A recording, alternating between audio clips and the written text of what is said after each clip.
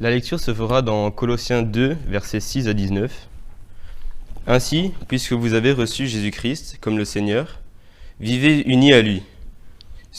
Soyez enracinés en lui et construisez toute votre vie sur lui. Soyez toujours plus fermes dans la foi, conformément à l'enseignement que vous avez reçu.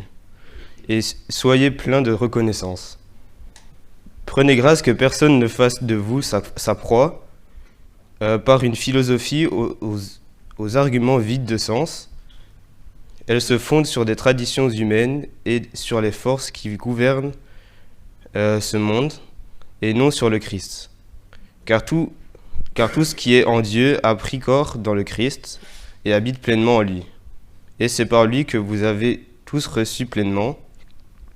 Il est le chef de toute autorité, de tout pouvoir.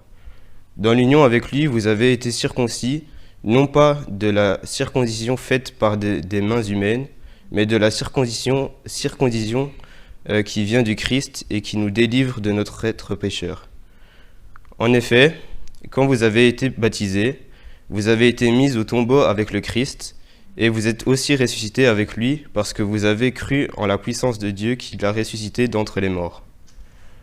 Autrefois, vous étiez comme morts à cause de vos fautes, vous étiez des incirconcis, des païens, mais maintenant Dieu a fait revivre avec le Christ, il nous a pardonné toutes nos fautes, il a annulé le document qui nous accusait et qui nous était contraire par ses dispositions légales. Il a supprimé ce document, il l'a cloué sur la croix. C'est ainsi que Dieu a désarmé les autorités et les pouvoirs spirituels. Il les a donnés publiquement en spectacle, en les emmenant comme prisonniers dans le cortège triomphal de son Fils. Ainsi, ne laissez personne vous juger à propos de ce que vous mangez ou de ce que vous buvez, ou pour une question de fête, de nouvelles lunes ou de jours de sabbat. Tout cela n'est que l'ombre des biens à venir. Mais la réalité, c'est le Christ. Ne vous laissez pas condamner par des gens qui prennent plaisir à des pratiques extérieures, soi-disant humbles et occultes des anges, et qui attachent beaucoup d'importance à leur vision. De tels êtres sont enflammés d'envains orgueils par leur façon toute humaine de penser. Ils ne restent pas attachés au Christ qui est à la tête. C'est pourtant grâce au Christ que le corps entier est nourri et qu'il est bien uni par ses jointures et ses articulations. Ainsi, il grandit comme Dieu le veut. Certaines personnes aiment le café avec beaucoup de lait pour un peu diluer le goût du café. Ça, c'est un peu ma préférence. Et puis d'autres préfèrent le café noir où vous mettez la cuillère et elle tient toute seule, toute droite, dans la mare. Avec la Bible, c'est un peu la même chose. Il existe des textes légers, faciles à comprendre, faciles à intégrer. Et puis, on trouve aussi des textes denses, riches, assez complexes. De ce point de vue, l'apôtre Paul offre un café, je pense, très serré, rempli d'éléments doctrinaux. Alors, je ne vais pas comparer les éléments doctrinaux à la mare, mais vous aurez compris que c'est quelque chose de costaud. Et il est vrai que le texte que nous avons entendu en est un exemple, et je pense que la difficulté de la lecture témoigne que c'est parce que le texte lui-même est difficile à comprendre. Cependant, la richesse doctrinale développée par Paul ne doit pas être dissociée de la vie chrétienne. Bien sûr, on peut s'amuser, on peut prendre du plaisir à étudier ce texte en tant que théologien et voir toute la richesse, mais si Paul est, lui, un théologien érudit, il s'adresse avant tout à une communauté. Il envoie un message pour tous les chrétiens.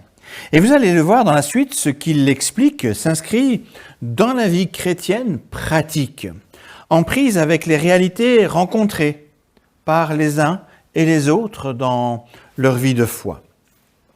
Alors pour situer un peu son texte, évoquons brièvement le contexte de l'épître. D'abord, le lieu,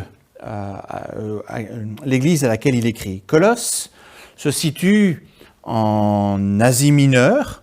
L'Asie mineure, c'est l'actuelle Turquie.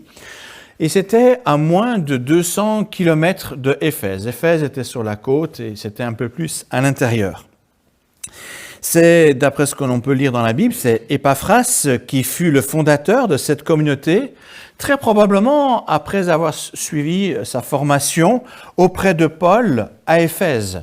À Éphèse, Paul était resté 3 ans et avait largement enseigné les gens, et d'Éphèse, il y avait un rayonnement important.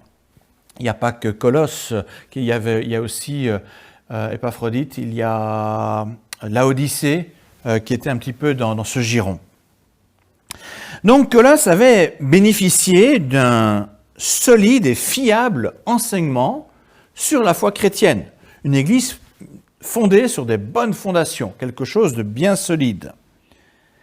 Toutefois, cette église n'échappa pas à l'influence de son contexte. Colosse abritait une grosse communauté de la diaspora juive. Vous le savez, hein, les Juifs se dispersaient assez bien dans l'Empire et même au-delà. Et à Colosse, il y avait une grosse communauté qui était là. Et toute la région aussi était sous l'influence de la culture grecque, qui s'était vraiment fort étendue de ce côté-là. Et sous ces influences externes, plusieurs commençaient à mélanger les fondements de la foi avec d'autres pensées, d'autres croyances. Si bien que la foi des chrétiens à Colosse était menacée. La lettre a été écrite peut-être 6 ans après sa fondation, hein. Donc il n'a pas fallu tellement longtemps pour faire vaciller un petit peu les fondations. En réalité, Colosse vivait une situation très similaire à ce que nous pouvons vivre dans nos communautés européennes. Nous subissons, nous aussi, des influences multiples qui tentent à se frayer un chemin dans l'Église. Et c'est pourquoi ce que Paul écrit reste très actuel pour nous aujourd'hui et d'une grande importance pour tenir l'Église droite et ne pas se laisser emporter par des idées diverses. La semaine dernière, nous avons pu voir comment Paul insistait sur la centralité de la personne du Christ. Et cette semaine, nous allons poursuivre avec lui sur cette voie en développant 5 menaces susceptibles de nuire à notre plénitude de vie en Christ. On vit en Christ, on reçoit tout de lui, mais il y a des menaces qui sont là. Et il est bon d'en prendre conscience pour éviter de se faire attraper. Alors commençons avec la première menace, les faux raisonnements.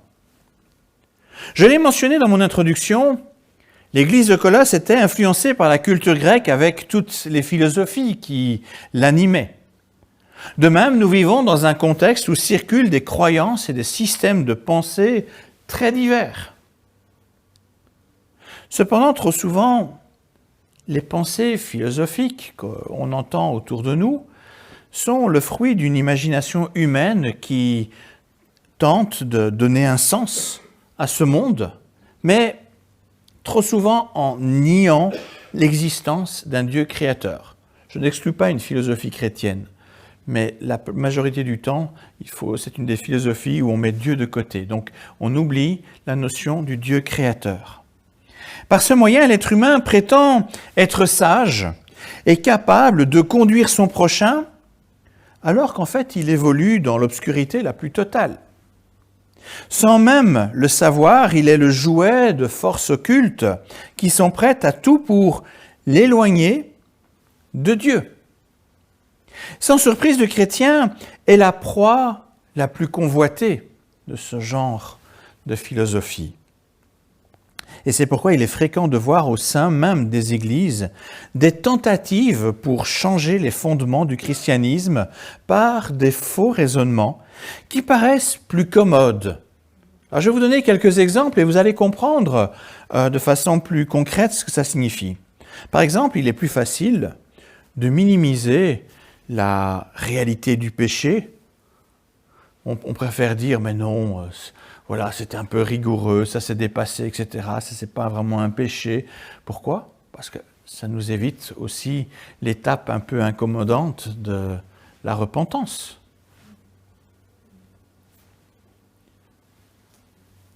Il est aussi plus facile de nier l'incarnation du Fils de Dieu ou encore de nier la résurrection physique de Jésus pour ne pas devoir mettre en question notre rationalisme orgueilleux et en tirer les conséquences qui s'imposeraient.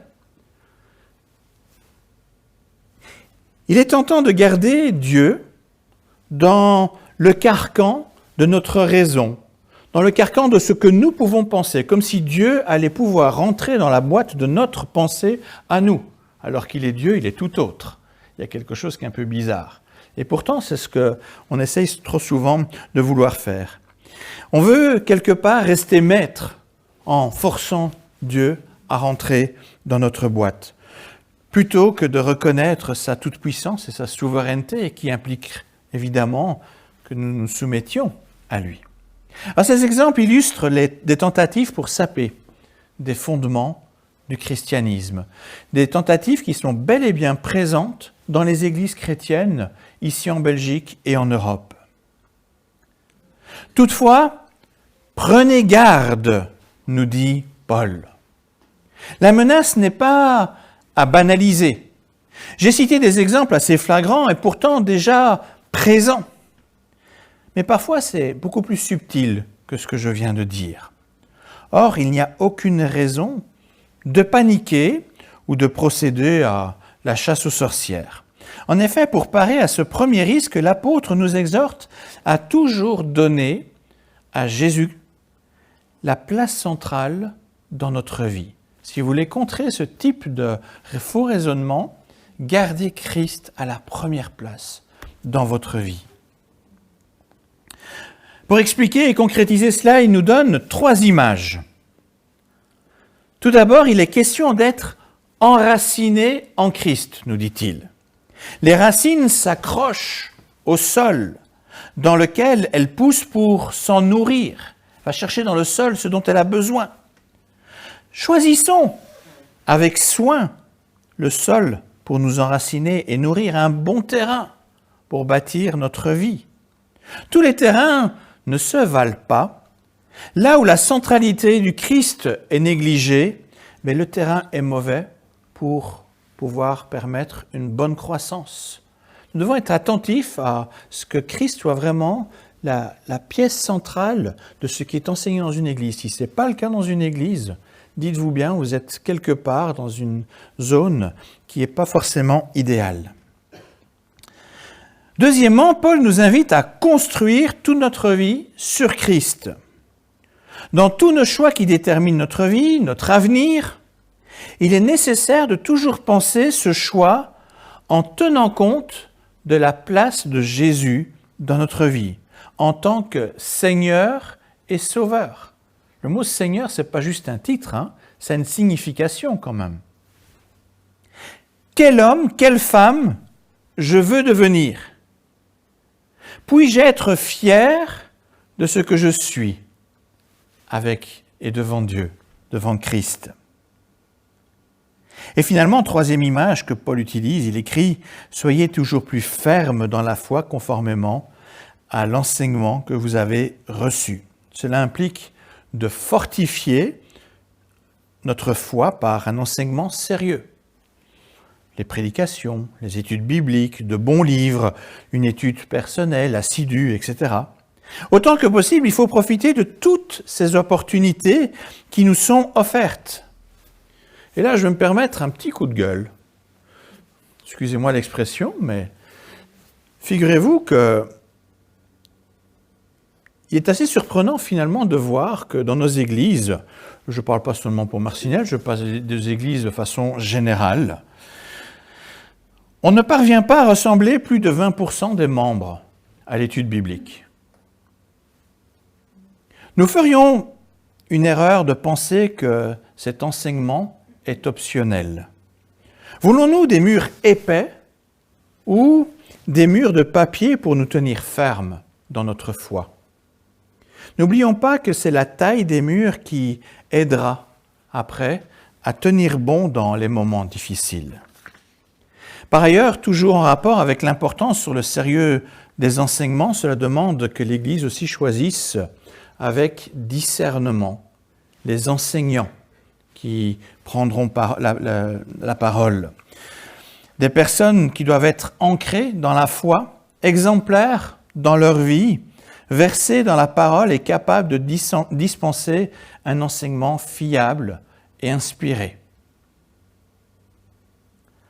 Après ces 3 images, Paul termine en exhortant à être plein de reconnaissance.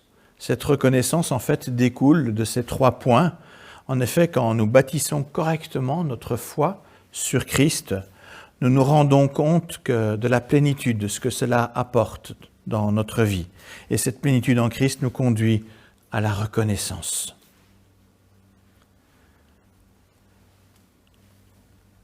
Vous êtes toujours là?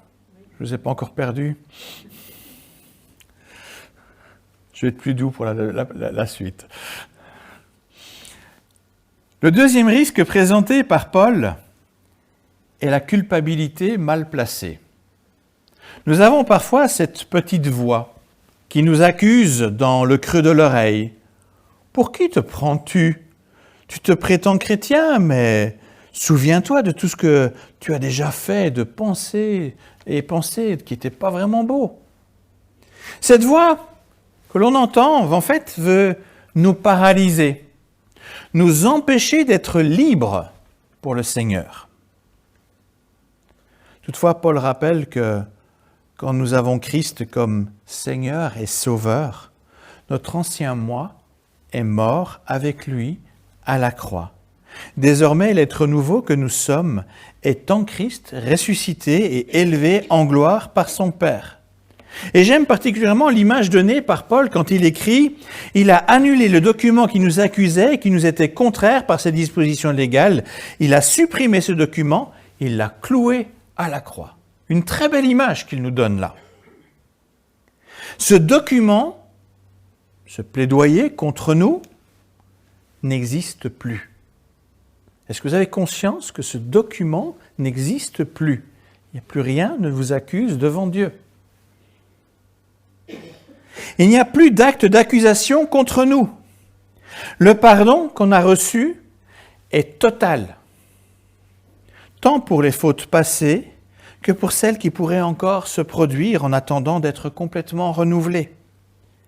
Évidemment qu'il y aura encore des péchés dans notre vie, mais ils ne font plus de nous des pécheurs, car Jésus a déjà payé de sa vie pour ces péchés-là aussi.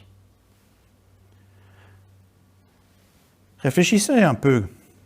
Comment pourrions-nous être en Christ comment on pourrait être en Christ si nous étions encore pécheurs? On ne peut pas mettre un pécheur en Christ. Christ est saint et pur. Même si nous avons du mal à comprendre cette vérité, un chrétien n'est plus considéré comme un pécheur devant Dieu. Plus rien ne le condamne. Un chrétien est un être réhabilité dans le peuple de Dieu. Il jouit de tous ses droits, de la plénitude de vie et de toute liberté. Et cette liberté pleine et entière est acquise une fois pour toutes. Et c'est elle qui nous rend disponibles pour être au service du Christ. Cette voix que l'on entend, elle ne vient pas de Dieu. Elle vient d'ailleurs. Dieu nous dit, je t'ai rendu libre, je t'ai pardonné, tu es libre maintenant de t'impliquer, de faire les choses qui sont bonnes. C'est cette liberté qui nous rend disponibles pour être aujourd'hui au service du Christ. Personne n'a le droit ni le pouvoir de la remettre en question, puisqu'elle nous est offerte par Dieu souverain. J'en viens au troisième risque, la crainte de l'ennemi. Pour décrire la victoire de Christ sur toutes les autorités et tout pouvoir spirituel, il utilise l'image d'un cortège organisé après une victoire militaire, comme c'était de coutume à l'époque. Devant la foule réunie pour acclamer les vainqueurs, marchait en premier lieu le général ou l'empereur. Vous avez certainement vu des péplums qui nous montraient ce genre de scène. Hein. Donc le général et l'empereur avançaient devant son armée, triomphalement installé sur son char avec une couronne de victoire fixée sur sa tête. Et derrière suivaient les vaincus, enchaînés et ramenés comme du butin pour être au service des vainqueurs. Ces vaincus étaient donnés en spectacle pour rendre plus glorieuse la victoire du chef. Ainsi donc, avec cette image, on comprend que désormais, même les puissances spirituelles hostiles au Seigneur servent, malgré eux, la gloire de Dieu. Pour notre part, nous sommes au bénéfice de cette victoire. Nous sommes vainqueurs en Christ, un peu comme les soldats dans le cortège qui partagent le triomphe de leur chef. Dès lors, il n'y a aucune raison de craindre l'ennemi déjà vaincu et enchaîné. Même s'il tente de nous tromper ou nous illusionner sur son pouvoir, la vérité est qu'il ne peut rien faire en dehors de ce que Christ, en dehors de ce que le Seigneur victorieux permet. Nous ne devons pas nous tromper nous-mêmes en pensant qu'il est trop fort pour nous, qu'il nous serait impossible de résister aux tentations. En Christ, nous sommes vainqueurs et libres de bien choisir. Il est par ailleurs inutile de nous laisser prendre par la superstition. C'est une autre façon, c'est une autre façon d'agir de l'ennemi. La superstition qui nous fait craindre des forces occultes qu'il ne faudrait pas contrarier. Je ne sais pas si vous imaginez la pensée qu'il y a derrière quand on dit je ne dois pas passer en dessous d'une échelle, je touche du bois. C'est quoi ça? On fait appel à des forces occultes quelque part. Toute forme de superstition est une menace pour notre vie victorieuse en Christ. Ces puissances spirituelles mauvaises ont été vaincues en Christ et nous sommes victorieux de cela. Ces superstitions jettent une ombre sur la victoire et la souveraineté de Christ. Ça ne doit pas avoir cours dans l'Église. Dans le quatrième risque évoqué par Paul, au versets 16 et 17, on perçoit bien l'influence du judaïsme présent à Colosse. Certains prêchaient que le salut devait se mériter à force de privations et d'obligations religieuses. Et bien entendu, la loi de Moïse, mal utilisée, leur servait de support pour une forme d'ascétisme et pour juger les autres. L'ascétisme, c'est une forme de privation, si on se fixe des règles très très dures. Toutefois, ceux qui pensaient comme ça commettaient trois grandes erreurs. Premièrement, ils ne comprenaient pas que la loi ancienne avait un double objectif. D'abord, montrer l'incapacité des êtres humains à obéir parfaitement à toute la loi, parce qu'aucun d'eux ne pouvait respecter toute la loi. Et donc le besoin, puisqu'on ne sait pas obéir à toute la loi, il y a quand même un besoin de salut venant d'ailleurs que la loi.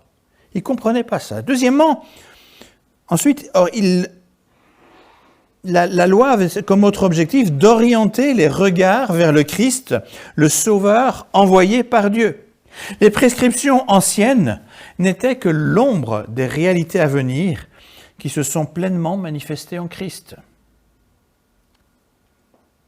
Première grande erreur de leur part. Deuxième erreur de leur part, ils niaient ce que Jésus avait accompli pour donner le salut gratuitement, indépendamment de la loi. Ils ne reconnaissaient pas que son obéissance parfaite a permis de recevoir en lui les bénédictions du Père. Dans la loi, il y avait « tu me désobéis », il y a les malédictions, « tu m'obéis », il y a les bénédictions. Christ est le seul à obéir et à ouvrir les portes pour les bénédictions. Et c'est en lui que nous pouvons avoir les bénédictions de cette loi. Si c'est nous qui voulons continuer à respecter cette loi, on va vers les malédictions. Et troisième erreur qu'il commettait, c'est les deux autres qui conduisent à cette troisième erreur, il s'empêchait de goûter à la liberté offerte par le Christ. Ils se gardaient sous le joug d'une loi et ils oubliaient, ils ne percevaient pas cette liberté. Ils restaient prisonniers des obligations inutiles qu'ils s'imposaient. Le risque existe encore aujourd'hui de ne pas accepter le don de la grâce pour préférer la voie du mérite. L'être humain cherche toujours à essayer de se justifier par lui-même. C'est une pensée qui est partout. L'idée est quelque part en chaque être humain qu'il y a c'était comme s'il était mis sur une balance quand il mourra. Et cette idée est quelque part présente tout autour de nous, dans la pensée des uns et des autres. Par exemple, quand on a des funérailles, j'entends régulièrement cette phrase « C'était quand même quelqu'un de bien », qu'on dit dans les funérailles. Vous l'avez certainement déjà entendu, mais derrière cette idée, derrière cette phrase, c'est quoi? C'est en sous-entendant qu'il y a plus de bien que de mal. Et donc, il y a cette idée un petit peu de balance. Pour se rassurer, supposer qu'il ira au paradis parce que son plateau de bien serait plus enfoncé. Or, cette façon de penser, ce n'est que du légalisme. Une foi qui est basée sur les œuvres humaines. Ce légalisme est présent partout, dans toutes les religions, à l'exception du christianisme attaché sur les fondements du Christ.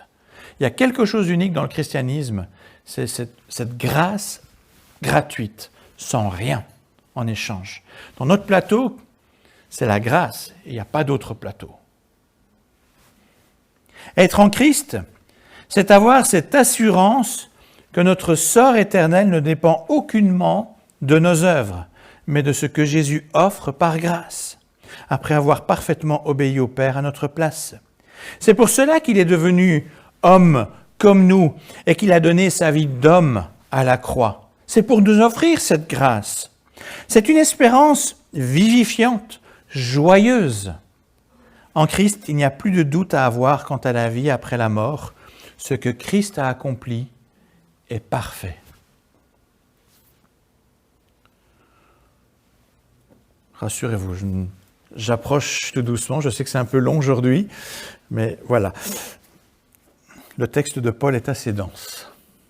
Et j'en arrive au cinquième et dernier risque évoqué par Paul, et qui est sans doute plus subtil par rapport à ce que j'ai expliqué ici. C'est le risque de s'éloigner du Christ en nous illusionnant par une forme de vie qui paraît spirituelle, mais qui en réalité, est dictée par des désirs personnels.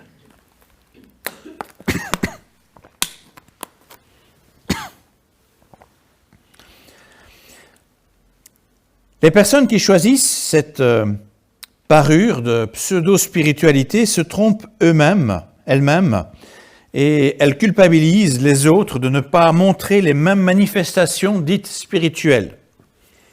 Il est certain que l'Esprit Saint agit. Et il agit, c'est vrai, parfois de façon surprenante, mais toujours dans un but précis, la croissance des chrétiens en Christ. Mais certains n'hésitent pas à singer les manifestations de l'Esprit pour des buts qui n'ont rien à voir avec le Seigneur. Il est impossible que l'Esprit agisse en opposition avec le Christ. Il faut donc tout examiner à sa lumière. Si des soi-disant visions ou prophéties proclamées par certains ne s'accordent pas avec l'enseignement du Christ, je crois qu'il est important de les dénoncer avec la plus grande fermeté, car c'est vraiment un danger pour l'Église.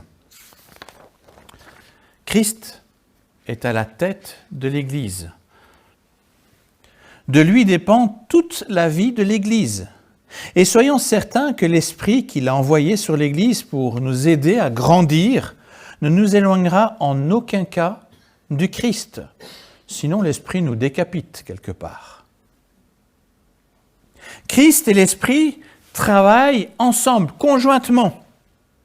La seule spiritualité valable est de toujours reconnaître la seigneurie du Christ sur l'Église et sur notre vie. Et lui seul nous permettra de pleinement nous épanouir en lui. La vie chrétienne que Jésus nous offre dans son Église est une vie de plénitude, une vie pleine de promesses, une vie de paix. Toutefois, cette vie nécessite de garder au Christ la première place en raison de tout ce qu'il a accompli pour rendre cette plénitude possible. On est parfois surpris de voir des communautés qui se déchirent. Cela arrive quand on ne prend pas au sérieux les mises en garde de l'apôtre Paul. L'apôtre avait une profonde affection pour l'Église de Colosse. Il souhaitait ardemment qu'elle puisse toujours goûter à la plénitude de vie en Christ. Et c'est dans ce but-là qu'il leur écrit sa lettre.